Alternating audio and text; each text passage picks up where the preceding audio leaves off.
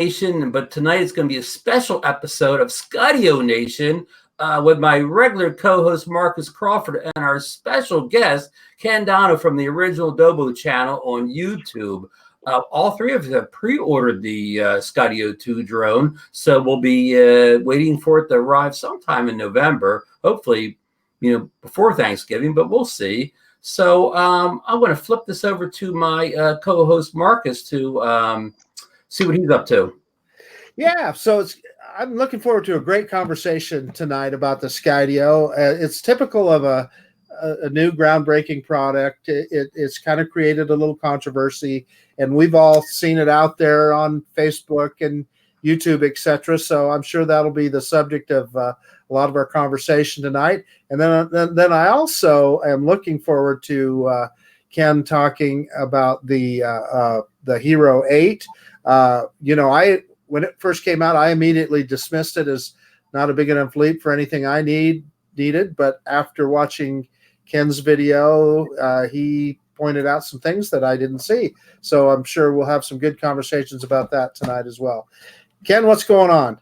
Not much, man. I'm traveling, unfortunately, so I apologize for the audio, the lighting. I'm sitting in a hotel room. I wasn't quite sure what the hotel Wi-Fi would do. It was pretty horrendous earlier. It seems to be better this evening, but it was pretty bad when I first got here. No, you seem to be streaming really well. Sounds good. Yeah, not breaking. Let me get 720p, so I'll take it. Great. 2 weeks ago, I was in Ocean City, Maryland, did a live stream from the lobby, and it was like without a hitch. They must have the world. Well, first of all, there was nobody at the hotel, so I probably was the only one hitting the Wi-Fi, but it was working great. So, hey, before we get into the heart of the matter here, the Skydio, Kelly sent me a note this weekend. Kelly Shore is from what's Kelly's channel? Ready, Set, Drone. Ready, Set, Drone. Thank you. He said there's still tickets left for SpinUp, which is on October. Marcus, is it 15th? It's the 19th. 19th. On the 19th of October, Austin, Texas. Still plenty of tickets left. So if you're interested in going, please go over to Kelly's site, and I'm sure all the information's there. Ken was there last year, and he could probably tell you it was a good time. Ron, you're gonna be going out there this year, Ron? Marcus and I will be there. Good deal. You guys are definitely in for a treat. It's an awesome event. Last year we didn't have any expectations. Last year when we showed up, it was pretty cool. It was pretty cool. It exceeded my expectations. So I expect him to really outdo himself this year. You were a speaker last year, right, Ken? Yeah, I did. I did a presentation, and Billy spoke last year at it. So this year he's got a new round of speakers. So it should be good, keeping it nice and fresh each year. Great. And the good news is Kelly told me that his wife's doing all the catering this year, so I suspect the food's going to be really good. Yeah, the catering last year, it was at a ball field, so they did hot dogs, but it left a little bit to be desired. I had I'm not gonna lie, I had 3 or 4 hot dogs because I was hungry, but it wasn't amazing. So if Kelly's wife is doing the catering, that would be awesome, because then the food's gonna absolutely be amazing. I heard that there's going to be a big breakfast spread. Like you go in, it's going to be like bagels and donuts. There was last year. There was a pretty good spread. The coffee was excellent. So, yeah, it's gonna be pretty cool. I am bunking and staying with Sean Oz. So right. I'm gonna be there. I'm gonna be there until Monday. I'm actually hanging out. Sean and I are gonna be going to his dad's house on Sunday. So he lives on a big lake. So we're just going to see what adventures we can find in Texas. And Sean's a speaker, correct? Sean is a speaker this year, so he, I'm sure he's going to have an awesome presentation plan. Well, I think I'm arriving Thursday afternoon, so I'll be there kind of early. And I'm actually, after SpinUp's over, I'm actually making it a whole trip. I'm going to the Alamo. I'm going to San Antonio and the Alamo afterwards. So yeah, good for you, man. And Marcus, you're there until Monday morning, right? Till Monday, yeah. So we'll be there Sunday and then fly home on Monday. Yeah, I think I'm flying out a little bit later on Monday, and then I fly in. I think my flight gets in at 7 o'clock on Friday. That was the best I can find out of Tampa. So I'll be kicking around in the evening. I'm sure find something to do at night. There's all sorts of stuff to see. What's that? Which hotel are you staying at? I think it's the Residence. Is that the one we're at, Marcus? We're at Spring Hill Suites. Okay. That's the official hotel of DroneNation. Just look for the banner outside. I didn't get that memo. Yeah, sorry. So, okay. Any questions again? About SpinUp or tickets, whatever? Contact me and I'll hook you up with Kelly or Steve Carpenter. We had in the show a couple weeks ago. Steve's really versed on everything going on with SpinUp, so I'll get one of those to reach out to you and get you tickets. So, without further ado, I'm going to play the video in a second, but about a week ago, what day last week? Tuesday, Wednesday? When did the Skydio get announced? It was what was it? Last week, I think it was Tuesday. It was the same day as the Hero 8. Yeah, I think it was Tuesday. Same day, yeah, it was a big day. So we get up and the Hero 8 video is up like early in the morning. So we knew that, but like before noon, all of a sudden out of no place, the Skydio video appears, and they're taking pre-orders right away. And shockwaves went through the drone industry. Marcus and I are texting each other. Did you get it? Should we get it? And we're in contact with Bill, the drone reviewer, and it was really quite an eventful day. And Ken? When did you first see it? What were your first thoughts? Well, at first, I saw them tweet it out, and I sat there and watched the whole little promo thing. And my first reaction was, I'm like, where's the link to order this? I mean, I couldn't click order quick enough. And yeah, I'm glad I did, because, I didn't expect that they would sell out batches. I didn't know anything about the batches until Marcus had said something that, that they were running them in segments. And now it's sold out for even the third batch. So that's something. Yeah, there was a lot of pent-up demand, evidently, and just like what you described, Ken. As soon as I think Ron posted. I saw a post that Ron. Mark, did you see this video? You even get it comes with a case. I didn't know it came with a case. Yeah, it comes with a case, which is pretty cool. It's nice. I mean, I've heard a lot of like people talk about the fact that it doesn't fold up, but honestly, that to me has never been a big deal. Whether or not it folds up. Obviously, I take my Mavic. Like this trip, I took my Anafi with me. I mean, it's nice when they fold up, but it's not like a priority for me. I'll still shove it in a bag. Yeah, good point. I mean, when I bought the Spark, everybody complained it didn't fold up, but it was still my most compact drone, even though it didn't fold up. I could take the Spark easier than any other drone I owned. The battery is pretty interesting, and then I've seen people talk about, because those inverted props, they're like, I'm gonna cut my hand, and I'm like, I can't think of any time with any drone hand landing it I've ever tried to grab it that far forward. Usually you're grabbing it further back in the chassis. So I just, as smart as they've made this drone, I'm sure that there's some sort of kill switch or safety plan for that. But it looks like that battery extends further enough down to where it's going to be a non-issue. You're a hand catcher most of the time, Ken? I hand catch all the time. I very, very, very seldom ever let a drone hit the ground. I mean, unless if it's like I have like a bunch of stuff in my hand, it's always going into the hand. Okay, so that's a big deal for you. How well hand catches. Okay, 100%. And I mean, for me, it's I don't see there being an issue with it. Like I said, I've watched countless videos of people using this. And it seems pretty intuitive. It's cool. The battery clips on with a magnet, and people have said, "Oh, what if that magnet fails?" No, that's different than magnet's sort of genius if you think about it. If it's a strong enough magnet, that's probably a lot more secure than something that has a physical part that clips. Because how is a magnet going to really wear out? You know what I mean?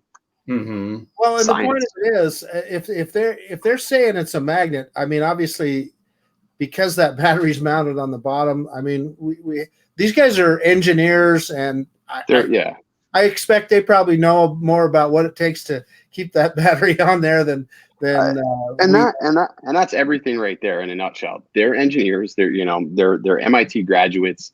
They're people who have taken a leap of faith and invested in the R1, and they've seen great success. I wouldn't say great success, but they've seen an interest in the R1. And they said, well, how can we make this more widely available for everybody? So now you have the 2. They dropped the R for legal reasons, and I can only assume it's because of Yamaha. But of course, yeah, I didn't think of that. Yeah, that was the first thing that came to my mind when they said that they dropped the, for legal reasons. But it's one of those things where, they've sort of really thought about everything. And the reality is we're never going to have a drone that is for everyone. But, drones will check certain boxes for your specific needs. And if this doesn't check the boxes for, everyone here, they just don't buy it. It's really simple. Precisely. Yeah, I mean, here's the thing I see going on there. There was some drone in the past that had a battery mounted on the bottom, and it had an issue with the battery coming off. So now the Spark had that issue. Spark, okay. A lot of people now assume that every drone that has a battery in the bottom, the battery is going to fall out. And you have to take everything on a case-by-case basis. I don't think that just because it happened on one drone, right, it's going to happen on every other drone that has a battery on the bottom. I mean, I'm not an engineer, I'm not a drone designer, but I don't assume something's bad is going to happen until we get it in our hands. The batteries start falling off. Yes, it will be an issue, but until that happens, it's not an issue.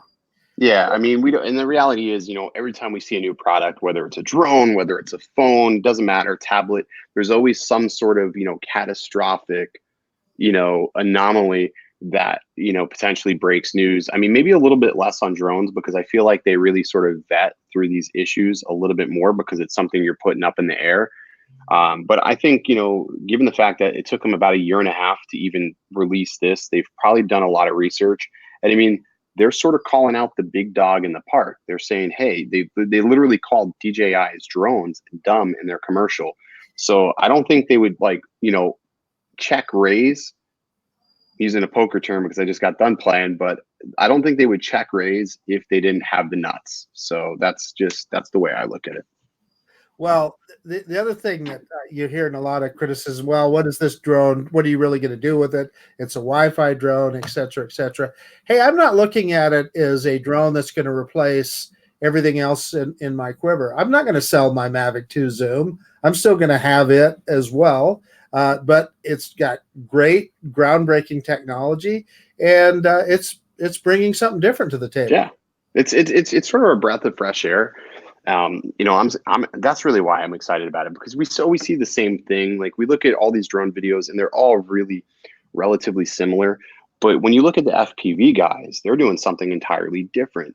But what if you sort of have almost an FPV view, but also have yourself in the frame and just do something different? I'm not talking about following all the time because it's obviously capable beyond that, but we only have seen the following capabilities because of the marketing that they are going after. If you notice, Skydio has sort of reached out to all these very random channels that all have something similar in common. Either they have a motorcycle or a bike, or they're action sports oriented. So they have a different approach, and it's sort of like GoPro. Like, me personally, if I can only have one camera, it probably wouldn't be a GoPro because I'm not an action sports person. I would aim for like a Sony or something because that's what I need. That suits my needs. So I think what they're doing is building a drone that suits other people's needs, but we'll have to see what it does. I'm really excited about it, but if somebody wants to wait, yeah, wait. Nobody's telling you to pull the trigger or buy it. No, exactly. Wait and see all the reviews and see the reviews of people like, I don't know, I hate to say us or whatever, but people that aren't like, I don't know, like have 1 million subscribers and they see this drone. Get people that are actually going to like fly it not one time in the review. We're going to fly it all the time. We're not going to fly it once or twice and put it on the shelf. We're going to. And part of me thinks they know that. Like, part of me thinks they know that, and it's like, here's my stance on it. Like, when you're dealing with drones, and I'm sort of bipartial to certain things because I think like with drones, like I think like reviewers should buy them. I don't like when something's handed to somebody. I don't care what anybody says. A lot of times they have a difference of there's a little bit of bias, you know what I mean? Because they got it for free. So sometimes they naturally feel compelled. It's an action of a human that they don't even realize that they're doing. They're just like, okay, we're sort of going to be favorable because I got it for free type of thing. So it's sort of, I hope, when we get these, we see the truth, and that, the problems, if there are any, they come out rather quickly and they solve them. John Coopy said that same thing on his live show last night. He was talking about, you may, if somebody sends you something for free, you're as unbiased as you can be, and you may not even know it, but sometimes in your words and phrases, you can kind of slant it a little bit. And I will tell you, I have a policy with products that I receive from companies. I tell them basically that, hey, there is a fee to do a transaction review. If I'm going to take the time to review your product, that's a business deal. I said, there is no guarantee that there is anything favorable to come. I said, you're risking the fact that I will like this product, but in the end, I may not like this product. And the reality is, the more people that do free reviews, that's where the problem happens, because what occurs is these companies will sort of leverage these free reviews, product in exchange for review, and you really don't understand. So I leverage it as, this is a transaction, and you're paying for somebody to look at the product and evaluate it. You're evaluating it, and you're not going to get a positive. You're going to get an honest review, but if it's not good, it's going to be like, I did the same thing with Fadutech. They were pissed. Like, they were sending me email. They were mad. They wanted me to take my video down, and I told them, no, go F yourself. It says up. I mean, you knew the terms of engagement when we went into it. So the same thing. I mean, maybe Skydio doesn't want us to have it in our hands right away. I don't know. I just look at most of our track records in the drone community. If something's wrong, we'll find it really quickly, and then you can sink somebody's ship really quickly. At least in the drone world. The GoPro Karma is a case in point. Yeah. I mean, look what happened with that. Rather quickly, people started figuring out you got issues with it, and GoPro really didn't rectify the problem quick enough. And then that obviously was the demise of that. You look at the Evolve from X Dynamics. They stripped those out of our hands because of the reviews we gave those. And I didn't even really say it was really that bad, because I mean there was potential there, but they asked for them back, and they never said anything as to whether or not they fixed the problems. You never know. And I've asked them several times, did you fix the problems with the software? And we've gotten no response. It's ghost town. So that tells me that certain companies don't want it in the hands of people that target problems. So that's interesting. And I'm glad you guys brought the Karma. I sort of see the Skydio 2 as sort of like the emotional successor to the Karma, because there's probably some spirit there. It's wide camera, and it's able to go do things that other drones aren't able to do. So, and I sort of see it as sort of for the GoPro crowd. This is the drone for them, because it goes hand in hand with their filming, with their GoPros. I mean, and it's not. This isn't a drone for everybody, and again, it's easy to get caught up in the excitement of a new product because it's been a while. I mean, if you think about it, everybody's sort of been chomping at the bit for a new drone. Everybody's been waiting for a new drone, and like, we all probably have good drones. We all probably have either Mavic or something relevant. If you think about it, that's the reality. And what I'm starting to learn is through Friday Night Flights is that it's really hard for a camera on a drone today to be bad. It's really hard. Like, it's really hard to find a bad camera. And if people would watch some of those videos, if I didn't tell people what camera came from what, I bet you they couldn't tell me. And that just goes to show for you, it's hard to get a bad camera. So like, people, I've seen comments, commenting about the camera. The camera field of view is really no wider than an Evo. From what I've seen, it's got better dynamic range than anything on the market right now, which is impressive. It's one of those drones where you're not going to be changing the shutter speeds and messing with the ISO. You're probably just going to leave it in auto and just use it. Like, that's what it's meant to be used for. So right. They're not targeting at people like who want to change their aperture, like in the Mavic 2 Pro. That's not who they're targeting this drone.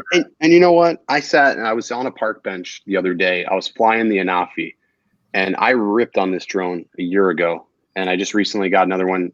And I was sitting there flying, and it was the most fun I've ever had with the drone in a long time, because it turns and it banks, and I'm like, and it's just ripping, and it's like, I'm like, this is fun. And I left it in full auto, and you know what? The footage came out looking pretty good for being in full auto. And I was sort of like, well, the dynamic range, they fixed that. It used to have some really hard issues with highlights, and they fixed that. So I mean, yeah. Well, in fairness to your review when it came out or whatever, it's gone through more software updates that any drone I've seen in 1 year. It's not the same drone that you bought last summer. Right, exactly. Hardware it is, but it's really not the same drone. It's almost like it's the Anafi 2 or something. No, and it's been a pretty solid unit. And the thing I like about with, you know, like the Skydio 2 is the fact that we've not seen a drone this smart. And you look at the technology, and just the GPU alone in that drone has 256 processing cores. 256 processing cores.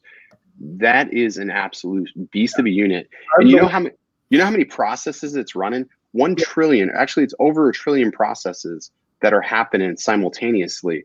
Which, I mean, if you think about in computing terms of how our eyes see things in real time, this is almost on par with that, which is incredible. It's incredible. Yeah. Right. I mean, it's absolutely amazing. And on that note, Ken, back to the photography thing, don't just look at the specs of the camera in this thing, because with all that brain power you just spoke of, this is going to maybe be able to do computational photography like we've never seen from it. I think there's a lot. The iPhone does. I mean, like the iPhone, it does so much. It's so much secret sauce or whatever, you know, that the photos come out looking so good. And this may be the same thing. I think we'll start to see like more, you know, process and power for the photos, because you think about, like, you look at the iPhone in deep fusion, what it's doing in sort of like that mixed area where it's not HDR is not needed, but you have, you know, minimal lighting, but just not to where you would need low light. And what, you know, they've done with, you know, AI. And I think that they'll be able to do something similar here. But the reality of this drone is that it's meant to provide content first. And I think that's a lot of issue where some drone pilots don't really get it, is because I watch a lot of videos all the time, and I watch the same flights. I'm guilty of it too. And I'm usually like bored with people's flights because it's always the same reveal shot. It's always the same predictable thing. You know, and then I'll, like, you know, when Billy and I are out flying, we always look at like what we can do and how we can make it different. And it's like, okay, this is different because this can allow me to do something that maybe I'm not going to bring my drone back from if I attempted it. Like, you know what I mean? Absolutely. Because there's you watch some videos and you look at them, and objectively, it's unbelievably good cinematography and footage. Right. But you literally watch about a minute of it and you go, okay, I've seen that.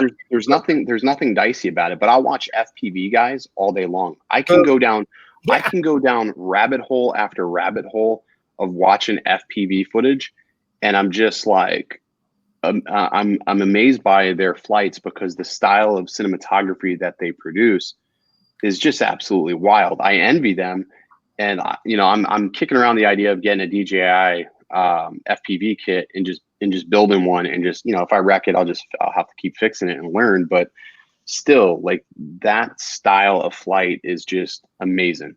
That style of flight is amazing. Well, especially the cameras they're putting on them now. I mean, it's not like it's shaky video like it used to be. It's just, like you said, you can't believe it. Ken, have you updated your Anafi with the, I think they call it the FPV kit or whatever, where you can... You can fake that type of footage with the Anafi now. Yeah, I have... it's funny, I have a set of FPV goggles, but the problem is, I guess you need their FPV goggles to make certain things work. I haven't tried it. I have a pair of, you know, FPV goggles that will let you put your smartphone in there. I haven't tried it yet. I'm going to VR goggles is what you mean. VR goggles. Yeah, essentially is what they are. I'm going to try it this weekend when I get back to the house, see if it works. But I think that's where, you know, with the Skydio drone is, it'll let you get close. You'll almost be able to fake it. So for the guys who don't want to commit to FPV, okay, well, the Skydio can sort of fill that gap to where you can sort of get shots like that to an extent. I wouldn't say it's going to be 100% because those guys are ripping, but you're going to get pretty darn close. Interesting. Yeah. I'm really looking forward to, you know, testing the camera on it. I mean, we kind of know that it's going to do the avoidance thing. They already proved they have that working in the Skydio 1. We saw it before. So we know that they have this, you know, avoidance technology beyond anybody else, because they've already proved in the first drone. So we know that's going to have that, but you know, everybody's interested to see the camera and okay, let's go to the controllers. Marcus, can you go over the controller options for the Skydio 2? Yeah, so there's two controller options, and there's one, of course, that everybody has spotted and pointed out that it looks like the Anafi controller. Well, that's because Parrot makes it for them, and essentially the outside of it, for sure, is the Anafi controller. Now, just in case you think you can use your Anafi controller with the Skydio 2, you cannot. In fact, Ken confirmed that with the people. Yeah, you can't flash. You can't flash. They're not gonna. It's a lock bootloader on those controllers, and they're not gonna allow cross pollination between the two controllers. Yeah, but then there's also what they call the beacon, and that's almost the one that's more intriguing to me because you can, as you're moving, say I'm on my dual sport motorcycle or on my ATV, I can pull that thing out and I can change the angle of where the camera is and so forth. And plus that has one of the criticisms I heard, they said, well, what about automated flight modes? Yeah, it has a ton of those that it can do automatically. So that beacon is almost more intriguing to me, but it looks to me like you're going to have the best of all worlds, plus the fact that you can control it with your smartphone, although because of, I'm sure it's limitations of Wi-Fi, the range is, I think they said 200 meters, I think max or something, but there's probably many situations where that's enough. So anyway. Yeah, so 3.5 kilometers on the controller. And, you know, I will tell you that since the latest update with my Anafi, I'm getting pretty good range out of it. I mean, you know, here's my thing about it all is like, you know, a mile out, something that small, I can't see. You know, I'm going to openly say I can't see that. It makes me feel good knowing that even though I can't see it, it's going to do a good job of avoiding obstacles. But still, like, there's such a crazy obsession from pilots to fly far. And I don't understand the attraction to it. I just don't, because like everything I need, I go location to location. And if I go somewhere, typically my point of interest is directly in front of me. And it's like, they want to go far, but then when I look at their footage, I'm like, your footage looks like shit. Like it does, it looks terrible. Like if you were closer and you had that object in front of you, you'd probably be a little bit more daring. So if your drone hit the ground, you can just go over there and pick it up. I totally agree, Ken. I always get my best photos and video when I'm in good line of sight, when I can see it very well. When I'm, you know, when I'm it's way far from me, I never get the same footage I do up. I mean, I've done a couple of flights where, you know, we were in Vegas. So we were over no man's land, like out in Vegas, and we were pushing the drones. Like there was nobody there, and we were pushing them like as far as they can go type of thing. And I was thinking to myself, I'm like, man, like, if I lose this, I'm not going to know where it's at. Like, we're going to go trucking 5 miles into the desert type of thing. So I don't know. I think beyond a mile and a half, 2 miles, it's stupid. Yeah. It's stupid. You're right. That's just my take. There's definitely a subset of people that the only interest they have in a drone is how far it'll fly. Here's the only thing that I can think of where you would use that kind of range, and that's those guys that chase cruise ships, or maybe going out to an oil derrick. You know, you chase one cruise ship, you've chased them all. It's like boobs. You see one set of boobs, you've seen them all. I mean, it's boobs or boobs. Right, but yeah. I mean, but it's about equivalent to that. That's my attention span. Yeah. So, right there. I mean, if this stream was monetized, you can't say that. Yeah. So we're not making any money here. So hey, well, there we go. We can say whatever. You guys knew what you were getting into when you invited me on here. Oh yeah. So. Oh yeah, we want you unfiltered. One time I was talking about J Drone coming to the show, and he said, "Well, you know, you're going to get like J unfiltered." I said, "We only want you unfiltered, buddy. We don't want you toned down."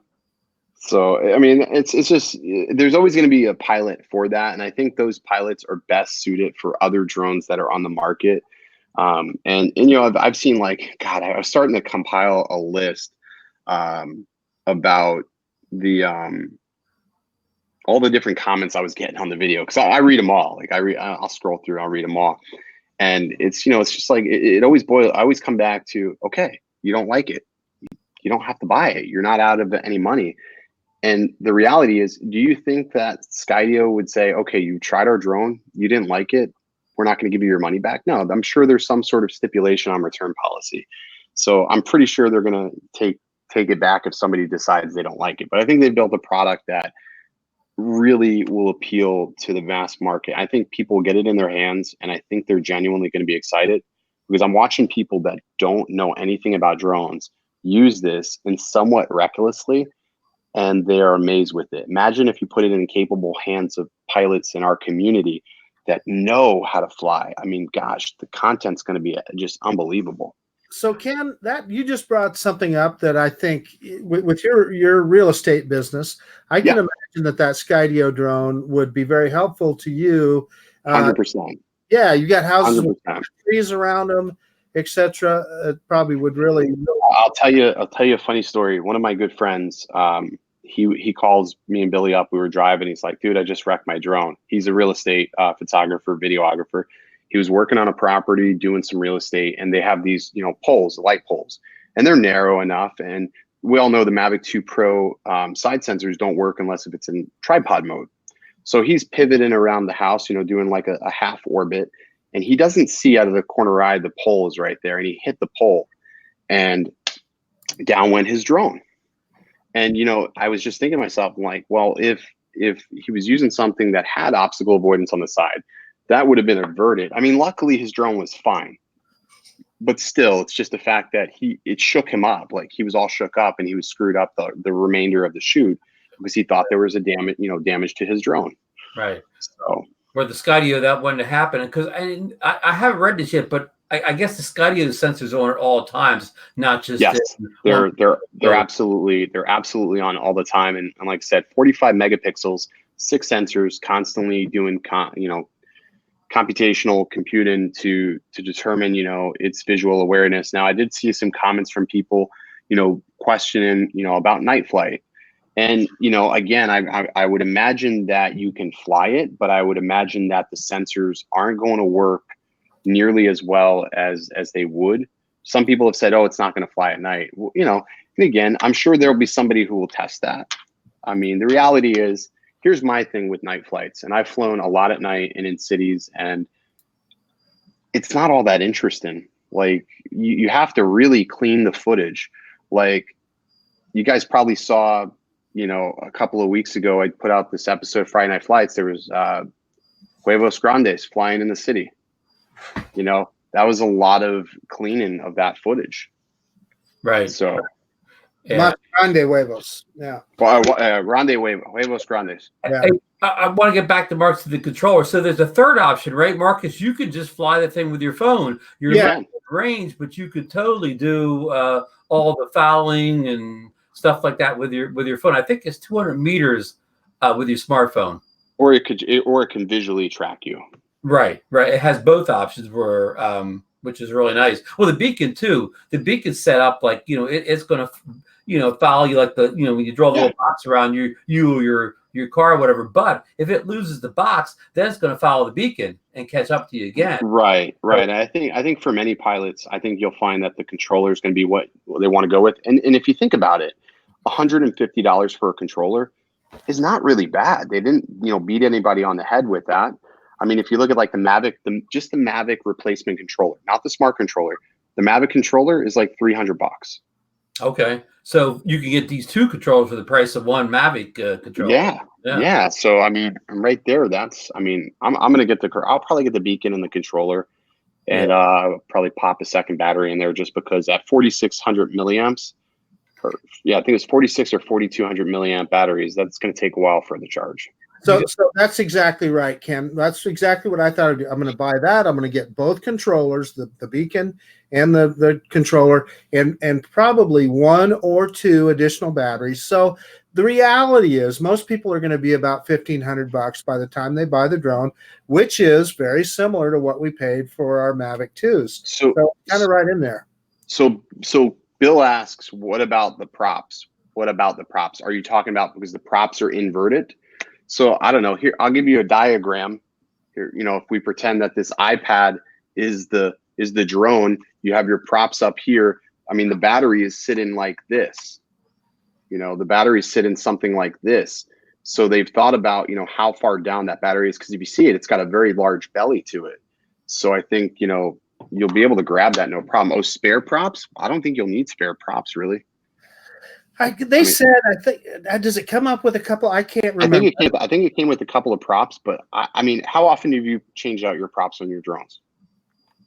Yeah. I mean, after I figured out how to fly, I haven't changed props really at all.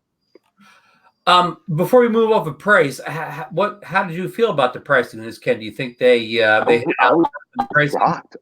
I'm not gonna lie, I was shocked. Like when after I watched the thing and it was like it flashed up $9.99, I was like, take my money. That was a great price. Now, if it would have came at $1,500, it's a harder proposition. It's a harder proposition at $1,500, but $1,000, and you look at what it can do, and you look back at the R1. This is impressive, and they made it better. Made it better and cheaper. I mean, it's pretty good. And it's made in Redwood City, California, one of my favorite towns. Made in America. So I mean, we're gonna get to see, you know, what an American drone manufacturer can do now. So I mean, there's a lot of reasons. It's funny. It's like people want an American manufacturer, but then we get one, and then many root against it, and it's almost comical. Yeah, it's like pick your battle. Yeah. Right. Root against it for reasons, you know, like we talked about, because it doesn't fly as far as the Mavic 2, and it you know, doesn't have a 1-inch sensor camera on it, and it what else doesn't it have? The battery's on the bottom. All this stuff. The 1-inch sensor argument will forever just crack me up. I mean, it will forever crack me up. Forever and a day will crack me up, because it's like, you know, I bought the Zoom, and I had the Zoom for about 6 months before I bought the Pro, and all my videos, nobody ever said, "Oh my God, is that the Zoom, or is that doesn't have a 1-inch sensor?" I've never had a realtor ask me, "Oh, or is that a 1-inch sensor on that drone?" No, never once have they ever asked me. So, right. I'm exactly the same way. You know, on my drone videos I put up, nobody ever says, "Oh man, that's a good video," but if you only had that 1-inch sensor on it, it never happens. And you know, I think if more people thought like that, like, you know, like they just shot and they realized that, you know, you are the brush, you're the person, you're the artist, and just, you know, control that drone and get good composition. I think composition is more important than sensor size or anything. Good exposure, good composition is most important with the drone. If you can just nail that, people will believe you have an Inspire. I mean, they're not going to know.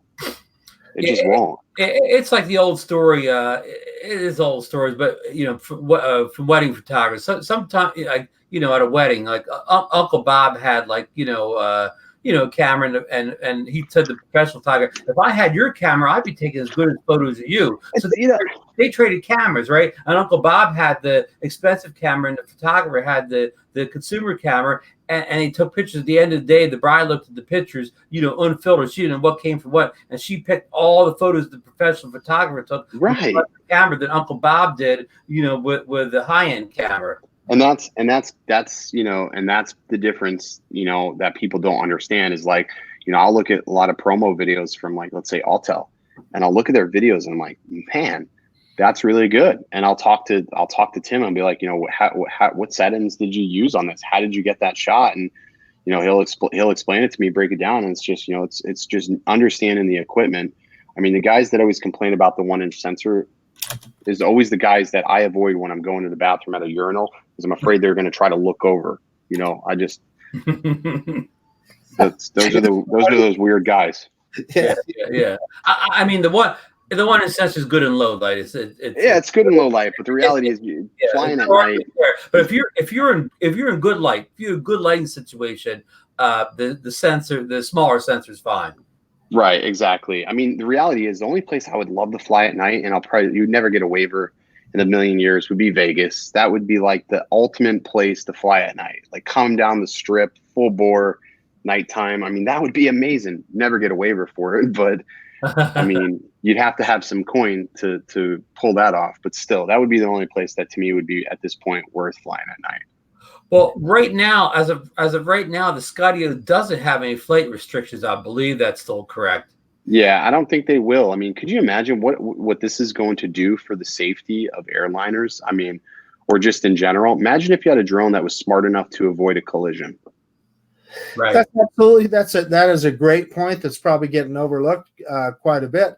And it's not a drone. You know, we talk about range. That's not what this drone is for. No, it's not. It's so it's and even people were talking about restrictions on the altitude. I think what they say. Somebody said I thought 500. I think in the follow me mode, it's like 500 meters or something to that effect. I saw somebody talking about it, but when you're not in follow me mode and you're on the sticks, it still has the obstacle avoidance, but then the height goes up from there. So on the sticks, so we see all these well, the one that they did in their demo going out the garage. Just think of the videos that we're going to start seeing when this thing comes out of people piloting that drone through impossible situations that would otherwise be impossible. Right, exactly. Yeah. I mean, it's going to be a wait and see. They said November it's going to start shipping. My guess is we'll see like second week of November, just before the holidays, just before Thanksgiving and Black Friday, that these things will start shipping and getting into people's hands, the first batch. And then a lot of people who didn't order, there's a good chance that maybe the second batch will arrive a little bit sooner, because you'll have people that maybe have, paid the $100 and then they have second thoughts and now they've canceled. So it opens up room for people who are next in line. So I think we'll see shipping times improve with as much of a demand. And also they have to be thinking to themselves that DJI is going to put something out before the holidays, which I'm putting money on it this month, that they would probably put something out there just to sort of steal some thunder for the holidays, something affordable.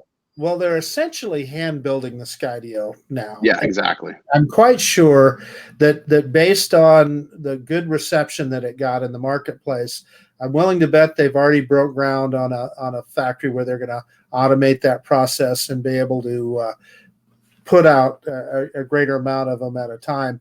And the other thing that I wanted to mention is we also know that wasn't it you, Ken, that said they've already sold out the third batch even? Yeah. The third batch is out. In delivery in the second quarter of 2020.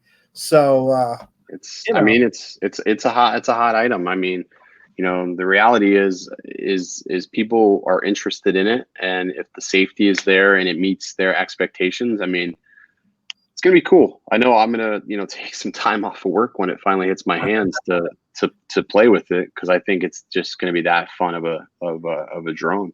It'd be great if it was here by Thanksgiving. That would be. I hope. How soon do you think before you can go in your local Best Buy and buy it off the shelf? See, I don't think we'd see them hit retailers until after the batches have completed delivery. Think about it like this. Would you rather sell, if you can fulfill the demand and fulfill pre-orders and sell directly to your customers without having to sell to a retailer at a lower cost for them to mark it up to your cost? That seems like a good deal to me. If you can sell directly, you cut out the middleman, you increase your profit, and then you also control the experience the customer has. There's probably some sort of buying experience anytime you do anything like that. It's like buying a Tesla. You never see Tesla on a used car lot. Really, it doesn't really happen that much. Right. They got to be certified. Right. Exactly. I mean, there's a whole crowd of people out there that will never buy something online. They have to buy it in the store or whatever. But yeah, I get that. People eventually. Drones are different though for me, because like it's not like I can go in there and kick the tires. I can't take it up in the air in my local Best Buy. So I mean, B&H Photo is a different story, because B&H has like a drone cage where they can launch drones, and like it's they can sort of get an understanding, but not every store has that luxury. Right. I mean, it's more the fact that people have this old school mindset. They want to be able to take it back, get their money back, Yeah, exactly. Yeah. Exactly. I mean, I think we'll see it on Amazon eventually, but I don't think it'll be anytime soon. I don't think, Ron said, I don't think they need to. And I really don't think they need to. I mean, I think there's enough of interest. I guarantee you they are, as we speak, they are having heated meetings trying to figure out how to ramp up production. I guarantee you. And they want to sell every one of them that they can. Sure. That's business. And so like I said, they probably already had some tentative plans for automating their assembly line. And I'm willing to bet all their angel investors, all of that is in full speed. I'm sure they have a lot of happy investors right now, considering the turnout, and you know they watch these videos and they're probably just grinning ear to ear, thinking that wow, the marketing machine is doing exactly what it's supposed to be doing. Well, speaking of that, Skydio, if you are listening and you want to send 3 Skydios out to the people right here in the show, we will take them to SpinUp and show them off for the drone universe. Is that correct, Marcus and Ken? Absolutely. Yeah, for sure. Marcus, are you an angel investor for Skydio? Well, I'm not an angel investor from Skydio, but I'll tell you what, I own a ton of NVIDIA stock. I'll admit that right here and now. So, all right. Well, if we don't have anything else to say about the Skydio, do we want to switch over to the Hero 8 for a minute? Yeah, we can talk about the Hero. Yeah, sure. If anybody has any thoughts, we'll jump back to Skydio again. Or any questions from the chat that we haven't answered about the Skydio, feel free to ask. Okay, now the Hero 8, as Ken said, was announced the same day as the Skydio, a few hours earlier, and I believe Ken pre-ordered the Hero 8. He was very impressed with the low light capabilities and a couple other things. Ken, you want to go over the specs you really stood out for you? So we're still getting the same processor. They've tuned the processor up a little bit. They've improved the algorithms. Which, I mean, it sort of sucks because they could essentially do the same thing to the Hero 7. It's got a newer Sony sensor, so definitely helps out with the low light. But the chassis improvement, obviously not needing the cage, is huge to a lot of people, because I know myself, you know, I get done shooting, I want to dump that SD card, and I got to take the cage off, and I've broke several cages, and it's just not really conducive. But the stabilization on the Hero 8 is I mean, absolutely nuts. Is nuts, which was attractive to me because I'm trying to speed up my process when I'm out vlogging or filming videos, and audio is really important. And the biggest thing with any of these action cameras is that we see it from Dustin Dunhill or anybody that's doing that sort of FPV style view, is that they need to have like some sort of auxiliary audio, whether they're connecting, you know, a lav mic, whatever, to themselves. But with the Hero 8, the mic accessories, when those do launch, are going to be exponential because it's really a seamless fit.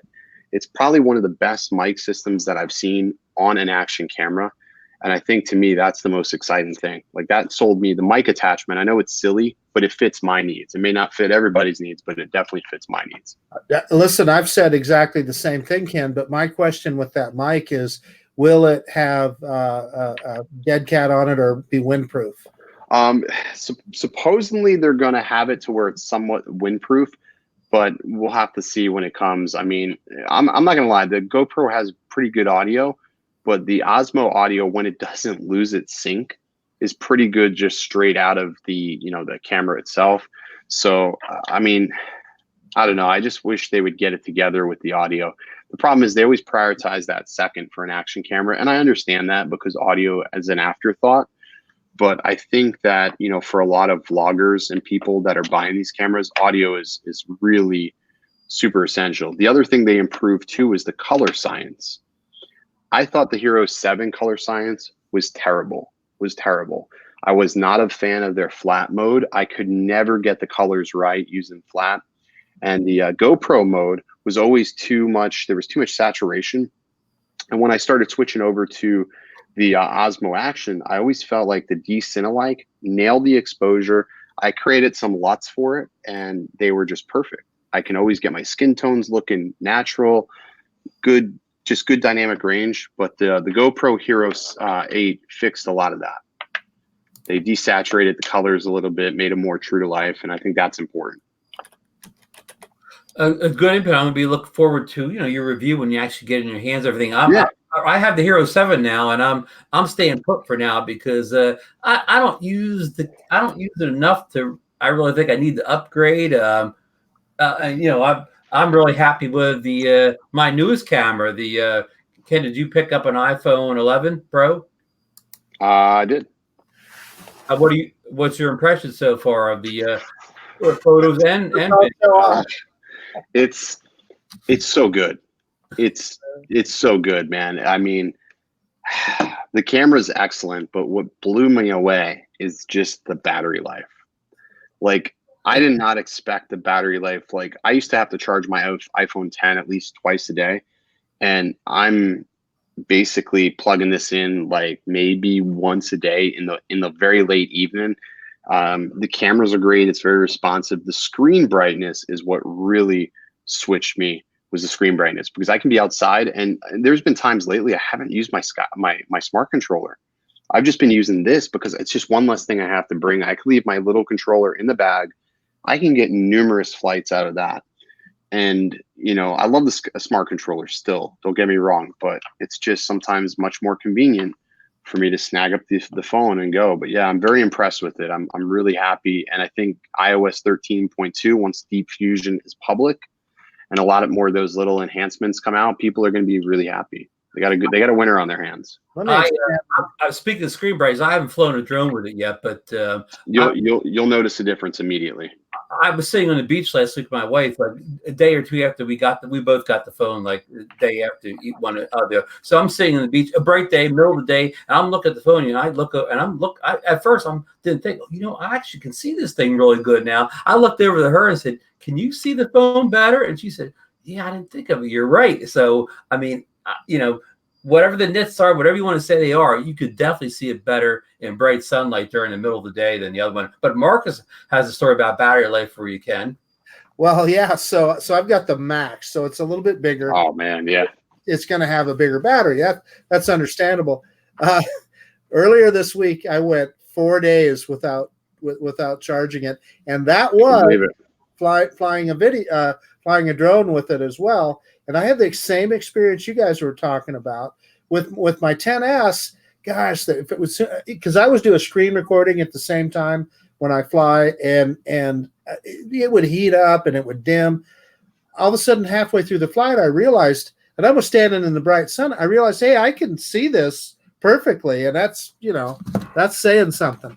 No, this has been really impressive. I took a 10-hour road trip, a 20-hour road trip actually, up to North Carolina to deliver some stuff with my brother-in-law.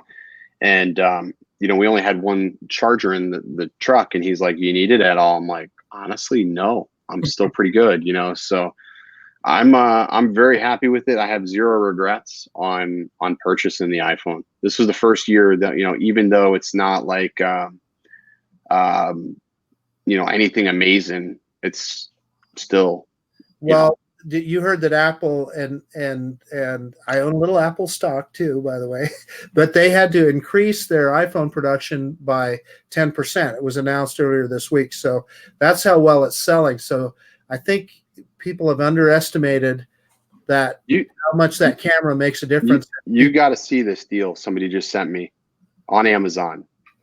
A DJI Inspire 2 RAW, not to cut you off. Look at that price. Wow. That's got to be a mistake, right? Mm-hmm. That's got to be a mistake. You better order it quick before they correct it. That's brand new. That's new, yeah. That's insane. Send us the link, Ken. Marcus would love to try. Well, would love to review a. No camera, of course, but still, that's a once in a lifetime deal. I'll tie my Hero 8 on it. Jesus, I mean, you could totally get away with that too, because it's got an FPV camera, so you can see. Yeah. Now you can see it. Everybody will order it. Jesus. Yeah, I did a quick search. I'm not finding it, but yeah. That's crazy. That's crazy. I'm not seeing it either. That has to be. Maybe Jesus, holy crap. Unbelievable. The Inspire 2.0 maybe, but not the Inspire 2. I'm just trying to figure this out, man. I'm just still like, okay, chat room. If anybody can help Ken out find this Inspire 2 for $16.99, please shoot us a link or do something. Work your magic on the internets there. It's got to be I can't imagine. Ken's working so hard, he's slowing down his internet, Marcus. That's the trouble with hotel internet, isn't it? You just trouble. All right, guys. I get cleaned up. I had a busy bring Private stream tonight and chat. 99 Inspire. So Ron, I think Ken is just saying that he's got to get going. So, man, thank you so much for coming on the show, Ken. As always, man. Thanks for having me, guys. Good luck getting on Inspire. Thanks, fellas. All right. See you soon. See you, SpinUp. Thanks for joining us, Ken. It was great having you on, especially from the road. I hope he finds that Inspire. Yeah, that would be amazing. Yeah. Hey, Ron, Cigar Nation Warriors got a question for you. Oh. He is asking what might cause a Xeno to toilet bowl. Well, the old answer is always do a compass calibration. You may have to do it 2 or 3 times if you have a bad case of toilet bowling. Sometimes change locations. I've seen, just something in a location cause it. If you just drive down the street, it may not do it again. That's my initial thoughts. What about you, Marcus? Well, so, there's some controversy when people say doing a compass calibration. I've seen particularly on DJI forums where they say, even if the drone asks you to do one, they say, don't do a calibration, just move to a different spot. I'm not sure I agree with that. And I can tell you with the Xeno in particular, my personal experience is, and I'm not a technical guy, but I can tell you that it responds well to a compass calibration. Anytime I've had even remotely those kind of issues, and sometimes the Xeno, you'll get just those little toilet bowls. A quick calibration and it's good to go. It's been my experience. I remember you having the mini toilet bowls, and you even showed in a video one time. I've never experienced that with the Xeno. I mean, I've seen it happen in your video, so I know it's for real, but I've never seen it on my Xeno. And I know people have asked me, well, what does a compass calibration have to do with your Wi-Fi connection? I don't know, but I can tell you often after I get that calibration right, it seems to me that I get a really good, strong connection, and quite frankly, the drone just flies better. Hey, John Coopy says rebar in the ground throws a compass off very regularly, so he's right. So if you're doing it on blacktop, move it to the grass.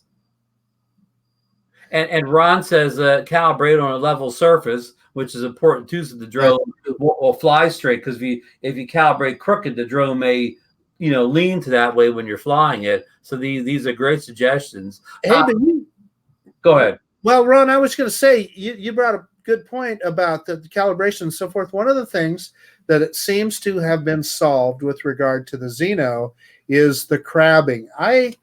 I'm telling you, I don't know I'm sure it was one of those firmware updates, but they seem to have solved that issue, and it seems to fly straight as an arrow now. My experience. Marcus, I still haven't done that latest firmware update, but I will get to it this week. Yeah. Bill Thompson, Coast to Coast Drone, says StreamYard can now multi-stream. That's good information, Bill. And what Bill is talking about is now you could possibly stream to YouTube and Facebook at the same time, which is very handy because a lot of people live on Facebook. They don't go to YouTube. Right. Hey, Ron, can I bring up one more thing about the Xeno that I want to correct?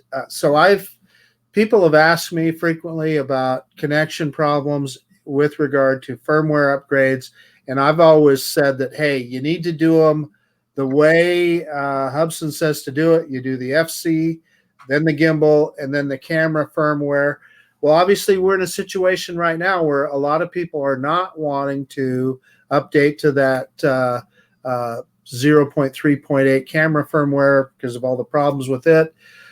So we have had folks that have just done the flight control firmware. And my concern was, if you do that, is it going to cause disconnections? I was told by Hubson that if you do that, when you upgrade the flight control firmware, it's polling that SD card, looking for those camera firmware files, and that can cause connection problems.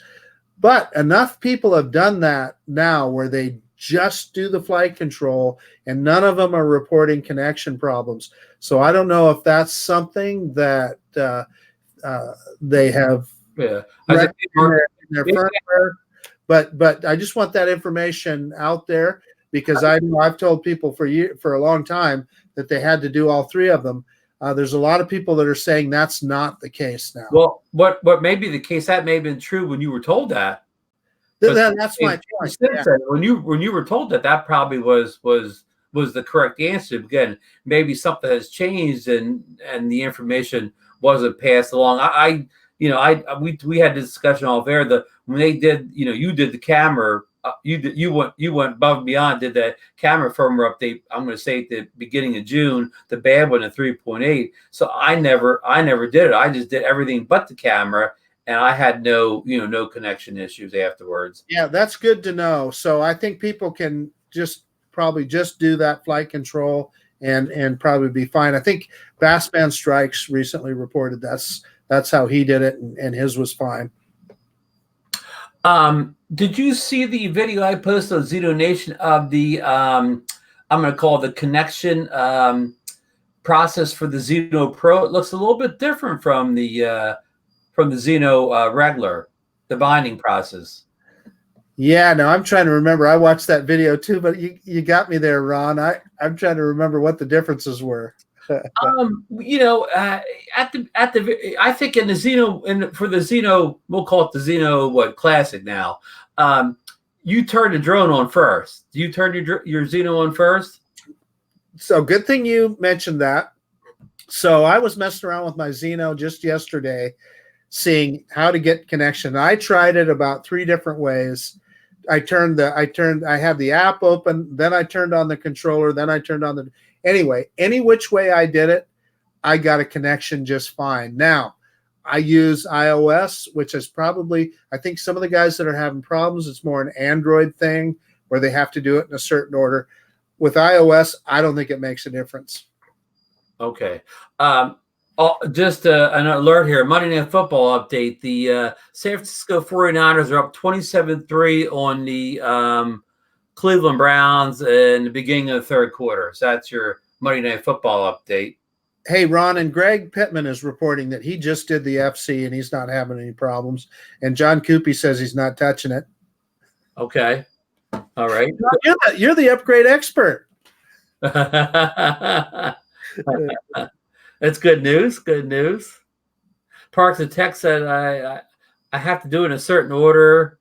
I'm on Android, so he has to go in order. So I think that does. I think, Josh, you probably nailed it. I think it probably is more related to the Androids. And isn't there, Josh, there's something else with an Android where you have to, something about debugging or something like that? I'm not sure. I've heard people talk about that on their Android phone. Huh. Oh, Steve Carpenter is with us. Steve, also Underground Utilities will knock the compass off. Good input there, Steve. Right. I don't think you won earlier. We pumped up SpinUp. Kelly sent me a message we can say it to talk about since there's still tickets left available. So if Steve wants to drop a link in here to anybody that still wants to go purchase a ticket, we'd be more than glad if you did. So the more the merrier at SpinUp. Marcus and I are packing our bags right now, preparing. Oh, speaking of that, Marcus, Mark, we're not sure if we're going to do a ZenoNation the Monday following SpinUp because I will be on the road. I'm staying in Texas and going to San Antonio, and Marcus will be in the air that day. So we're not sure what's going to happen that Monday. That would be Monday the 21st. So there may not be a show that night. Maybe we'll put some recorded video up in this stream from what we took at SpinUp. Maybe we'll just have a non-live video in the stream that night if I can get it together in time. Well, we're also going to attempt to do after SpinUp that Saturday evening, if we can work it out at the hotel. Just do a quick live show there and see if we can interview. There's going to be a lot of drone personalities that are going to be running around the hotel, so we're going to see if we can snag them and do some quick interviews. Yes. So we don't know kind of what time that'll be right now. It'll be kind of an impromptu things. Just Saturday, just watch the stream. SpinUp will be over at what, 5 or 6 o'clock Texas time. So we'll say maybe a couple hours later or whatever. I don't have no ideas. Just keep keep on the Xeno Facebook group, but we'll try to give you a better time that day. So you may get a special bonus live show, and who knows who will be on that thing. That is a fact. Yeah. Yeah. Well, what an interesting week, Ron, with the not just the Skydio drone, which was the biggest news we've had in the drone community for a while. Yeah. Before you made kind of a plaid there, but what was the last drone? What was the last big drone announcement? Do we have to go all the way back to the Mavic 2 series? There's been some. What's that carbon fiber one was in between, and Bob and Ken talked about. Yeah, but yeah, I would say of any consequence to a consumer, right? Probably the Mavic 2. Right. I mean, we're only talking camera drones, not FPV drones. Right. Yeah. There's probably been a whole bunch of great FPV drones. I know they have Cine Whoops out now, 4K whoops, and they've done great things in the FPV flying drone. But as far as camera drones, yeah, I mean that's I can't name a drone, a top-rate camera drone that has been released since the Mavic 2 series and this. Can you? I've been looking at a lot of Tiny Hawks lately. Right. We see a Tiny Hawk in your future someday. Well, Ryan and John were pushing me pretty hard last night on their live show. I don't have a Tiny Hawk, but I have a tiny Snaptane here. I just received this in the mail over the weekend. This is the Snaptane SP660 4-axis drone for ages 14 and older. I mean, I qualify. I had a birthday the other day. I mean, it's got voice control, Marcus. You ever had a voice control drone? I can't say that I have. I guess not. It's got photo and video, attitude hover, 1 key return, 1 key takeoff and landing, headless, 360 flips, emergency stop, trajectory flight, and gesture mode. This may be the drone I'm bringing to SpinUp. Okay, Ron. Different strokes for different folks, but just to do everything. In fact, I'm canceling my Skydio order now. Hey, did you see what Josh said? He wants to know if you're old enough, Ron. Well, I had a birthday the other day. I think I hit 15 now, or yeah. mentally 15. Yeah. All kidding aside about SpinUp, I'm going to take the #1 drone in my quiver. I mean, why wouldn't you? I'm bringing that Mavic 2 Zoom. I thought you were going to say the Xeno. It would be fun to take the Xeno, but like I said, why wouldn't you take the #1 drone in your quiver? So that's what I'm going to do. Yeah, I'm doing the same thing just because when I get to say, I want my, since I'm going to be in the road, I want the best footage I can get the rest of the week in the road. Speaking of Xenos and orders, do you want to reveal your order or of the Pro, or is that still under wraps? Yeah. So let's wait till we find out a little more information about that, Ron. Okay. So what's going on there. But suffice it to say, I will say this: one way or another, I want to get my hands on a Xeno Pro, and a lot of people say, "Well, why? It's not that much changed on it." Hey, I'll tell you, the Xeno has just been a fun little drone for me. It's been I've just had almost more fun with that than almost any other drone that I can remember. Yes, it's got a lot of issues and stuff. I think one of the things that's fun about it is the price point. It's not as expensive, so you're not as worried about it when you're flying it. And I for sure am going to get a Xeno Pro, and we'll put that through its paces, and we'll figure out what's different between that and the original Xeno. John Coopy said it's too bad I can't show up at soon up literally Kelly's Xeno and fly it. LOL. That would be awesome. Oh, Holy cow. And Joe Kelly, listen, this is how you fly the Xeno. That would be so funny. Yeah, you don't hover it 2 feet off the ground.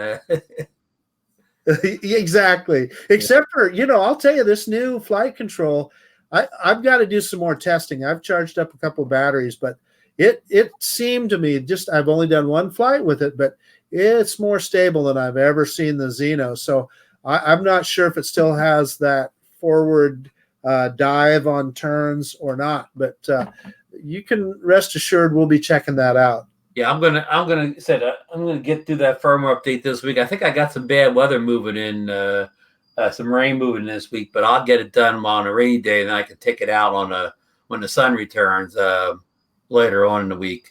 Yeah.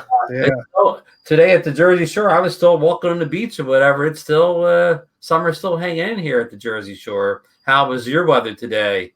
We've had a nice couple of days, although on Wednesday I'm going to be out at the drag strip with my Corvette for the final race of the well, not the final race, but close to one of the final races of the season, and it's supposed to be 49 degrees, which as a drag racer, that's good news. That means nice things there. Yeah. Well, good luck out there, Marcus. I hope you end the season in style. And Steve Carpenter dropped the link in the chat here to SpinUp to get your tickets. So anybody that has a chance can go, has a free weekend that weekend, has a little cash put aside, please, go over there, get yourself tickets, show up, be a part of the XenoNation live show that night. We'll autograph your Xenos for you. And Steve says he's stepping out, so thank you, Steve. And thanks for dropping in and dropping that link, Steve. We look forward to seeing you in less than 2 weeks now. John Coopy says in the Midwest, in Missouri, this week is finally the fall weather has arrived. Summer's over. Well, at the Jersey Shore, I mean, it could be summer one day, and then then it's fall the next day. It never goes back to summer. So I'm my last summer days somewhere in the near future. Well, so here in Idaho, we have 2 separate water systems: a domestic water for your house, and then they give you irrigation water for your lawn. And they just told us that and they shut that off during the winter. Okay. So they're saying in about 4 days here, they're shutting down our irrigation system. So they don't water the grass anymore. No more watering the grass, and you got to blow out those sprinkler systems, etc. That's a sure sign of fall. Yes, it is. Yes, it is. Well, we've been going an hour and 15 minutes here. Do we have any other topics we need to cover tonight? Ron, I think we've hit that Skydio pretty hard, and the GoPro 8. Like I said, some great news. Hopefully, one other thing I'll say is that SpinUp DJI is going to be there. So wouldn't it be fun if there's some news between now and then that we can talk to the DJI people at SpinUp about? So right. We know that they're not just going to sit on their hands. They'll come up with something, and we're looking forward to it. And if you're wondering why you should go to SpinUp, DJI will be giving away not only a Mavic 2, but also one of those RoboMasters. Is that RoboMaster? Is that my favorite? They are. That's a good point. They're giving away. Somebody at SpinUp will win a Mavic 2, and somebody else will win a RoboMaster. So it's another good reason to go to SpinUp. Ron Levesque points out that the Anafi infrared was released during the year too. So that's another significant one. Good point, Ron. Yeah. The FPV. Good point. Right. That was one of the better drone releases of the year, especially for people who are professionals and need that camera. So good point. Not only will I be reviewing the Snaptane drone channel sometime, I have a review coming up soon on the iPad Air. I just got it around birthday gift, so I'll be reviewing that. And I got a real nice fancy leather case for it too. It's by Antbox, so I'll be doing a mini review on it'll all be in the same video. And also, Marcus, look at this. I got a tempered glass film protector for the Mavic Pro controller, so I won't shatter the screen. Well, if you dropped it, you'd be glad you had that on there, I bet. I haven't applied it yet, but I will get that done, and I will do a mini review of that too. So keep an eye on, what do they call it? Ring that bell on the channel. I got plenty of stuff coming up soon. Ring that bell and sit back and watch a couple videos. Get yourself your favorite beverage. Get yourself a nice coffee or your beverage of choice, and sit back and watch some videos and wait for the Skydio videos coming November. Now, listen, I mean, it sounds like we're Skydio fanboys and we're pumping up, and we are excited about it. But again, we're not going to tell you it's going to be a great drone or whatever. It could come out. It could have firmware issues. It could have hardware issues. We don't know. I mean, we took a leap of faith, bought it. I'm not telling anybody else to buy it, until I actually get it in my hands and put it through its paces. So, and Marcus has a review up of his new, what's the name of that car? It's the Protector, just like yours, just a little different version. I'm just kind of showing off for Koopy because he's saying that that High Boxing approached him. So I was just kind of trying to be funny. Well, they certainly make nice RC cars. Marcus even followed the hay boxing with his Femi X8. Now, Marcus, just think when you get that the Skydio 2 drone, you could take that hay boxing through the forest, the woods, anything or whatever, and have the Skydio file right along with it. You really could. You really could. Yeah. So John says he turned him down, and I agree with him, and I understand why he did it. But that said, it really is a nice car. It is. It is definitely a quality piece of equipment. And I'll be honest with you, it kind of surprises me that they could actually sell something like that for $100 because it's pretty well made. I mean, I'm not an expert on RC cars at all. But right. I mean, $100 it's probably a fair price for if you went on Banggood and those sites. You could probably find an equivalent car for less, but of course, it would take you a month to have it delivered, and if there's anything wrong with it, they'd fight you tooth and nail to send it back. So, I think the WL Toys 12438, which is kind of like the I don't know, the best bang for the bucks in a cheap RC car. You can usually get that for like about $70, and parts are available. And again, it's sort of like a bellwether of affordable 4-wheel drive RC buggies, brush one. So the price of hay boxing, it's not outstanding, but it's fair. Yeah, and Josh is mentioning that he had one, and in fact, we need to plug Josh's video. He put out a test review that the same one you had, Ron. He put it out this morning, and there's one scene in there in particular, Josh, that one where you went up against a tree. You did a heck of a jump there. That was pretty cool. Josh is a moderator. If you want to drop that link in the stream, go right ahead. But yeah, I'm definitely gonna go check that out. Yeah. When we're done this show. Yeah. So gee whiz, Ron, that's probably that's about all the news that's fit to print that I can think of. Well, we don't break the record for the longest show here, so we will. Let me give them one last update on the Monday Night Football game. We have San Francisco up 28-3. So everybody, you still have time to watch. I think the whole fourth quarter here of the game. So it's not an exciting game. Do we have any 49er fans out there, or do we have any Cleveland Brown fans? Josh dropped his link to his video in here, so everybody go over, show Josh's video a little love, give it a thumbs up, sub that channel up, and hit that bell, right? Hit that notification bell. There you go.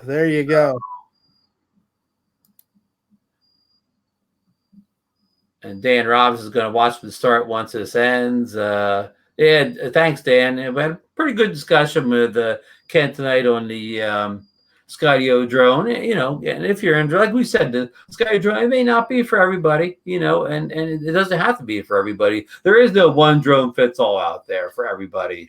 And let's face it, a lot of the controversy that a lot of that you're seeing on YouTube is guys looking for clicks. I mean, that's a fact. And on one hand, I don't blame them. On the other hand, it's phony as heck because they're not really making any real points. But anyway.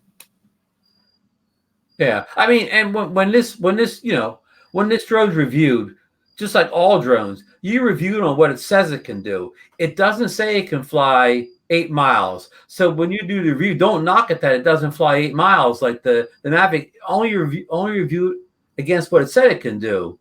It doesn't claim to have a one-inch sensor, so don't knock it because it doesn't have a one-inch sensor. I mean, if you want to do a comparison video where you compare it against the Mavic 2, whatever, then that's fine in comparison. But in review, I don't like people are going to review it and knock it for things that it doesn't claim to have or do. Is that exactly? And I guess that gets back to the point that it's just another arrow in your quiver. It's not made to replace every drone that you own right now, but it has capabilities that other drones don't, and does not have some capabilities that some of the drones you already own may have. Yeah, just point being, like, say if I reviewed this drone and I gave it a thumbs down because it didn't have 1 kilometer range or it didn't have 4K camera, well, it doesn't say it has any of that stuff. Yeah, I can't, I'm only going to review it for what it claims to do, not what somebody wants it to do. Exactly. So I'll get up my soapbox now, but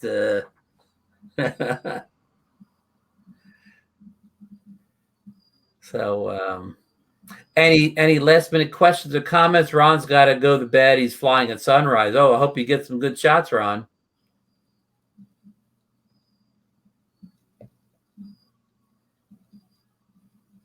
Parks and Text, good night. Great show. Yeah, I think we covered a lot of ground tonight. Yeah. So is it about dinner time for you, Marcus? Or just getting darn close. Yeah, dinner's about to come. Maybe a little ice cream later on. Yeah, Sarah will be knocking on my door here any second. So we're gonna get you out of the studio and into the kitchen here. There you go, Ron. Exactly right. Watch the rest of that Monday night game. You said you were born in California, so you're probably a 49ers fan. Well, let me put it to you this way. I don't know if I'm a 49ers fan, but my dad certainly is. As a Stanford graduate, he. Okay, yeah. Right. Yeah. So we'll let you get in there and root for the hometown. I guarantee you my wife's watching it as we speak. Oh, she's a 49ers fan, or she's a football fan. Okay, yeah. And Oregon, you don't have a pro team because Portland doesn't have pro football. Yeah, nor do we in Idaho. But I guess when I lived in Seattle, I used to go to a Seahawks game once in a while. Well, the funny thing is, in New Jersey, we technically don't have a team in the pro team in New Jersey, but the New York Giants and New York Jets both play in New Jersey. Both play in New Jersey, sure. Yeah, they're not called New Jersey, but they play in it. So I don't know, how you get around that. And the Philadelphia Eagles are only, they're only miles across the river, and they're like 5 miles from New Jersey. Yeah. So we're close to a lot of pro teams.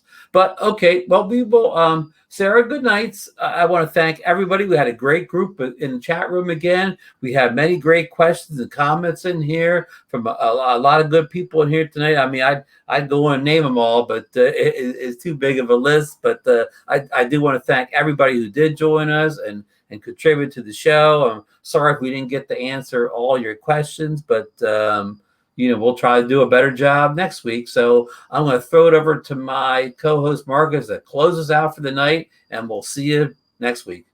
Hey, yeah, I just want to echo what Ron said. Thanks everybody for showing up.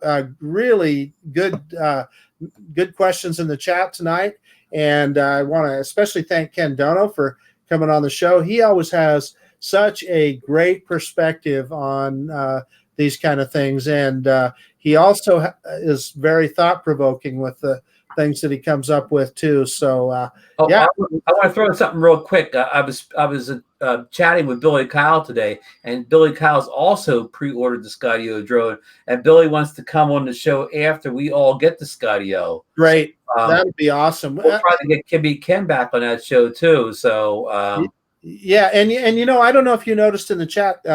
Bill Thomas, Coast to Coast Drones, pre-ordered as well. He's also in the first group.